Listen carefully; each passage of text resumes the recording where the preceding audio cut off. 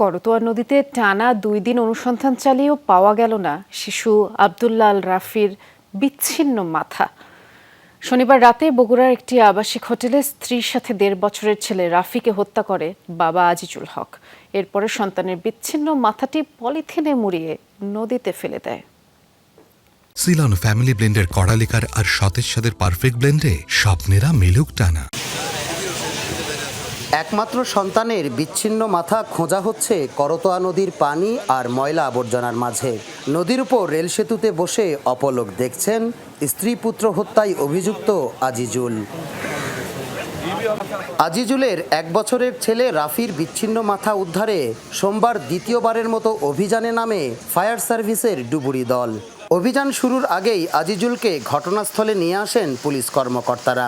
এরপর তার দেখানো জায়গা জুড়ে চলে অনুসন্ধান, কিন্তু 2 দিনে প্রায় 10 ঘন্টার উদ্ধার অভিযানে বিফল হতে হয় উদ্ধারকারীদের।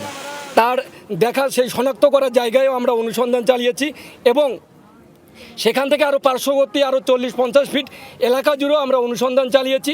এখানে অনুসন্ধান কাজ চালানোর পরে আমরা সেখানে ওই মস্তকটির আমরা কোনো অস্তিত্বর সন্ধান করতে পারিনি। স্ত্রী সন্তানকে গলা কেটে হত্যার ঘটনায় আজিজুল ও তার বাবা হামিদুলকে আসামি করে বগুড়ার শাহজাহানপুর থানায় মামলা করেছেন নিহত আশামনির বাবা।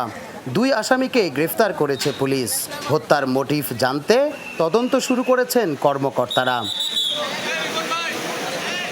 তার অভিযোগের প্রেক্ষিতে এজাহারের প্রেক্ষিতে আমাদের থানায় শাহজাহানপুর থানায় একটি নিয়মিত মামলা রুজু হয়েছে। সেই মামলায় আমরা এজাহার নামে 2 জন আসামি সহ জ্ঞাতনামা কিছু আসামিদের তারা আসামি করেছে। 2 জন আসামিকে আমরা গ্রেপ্তার করেছি।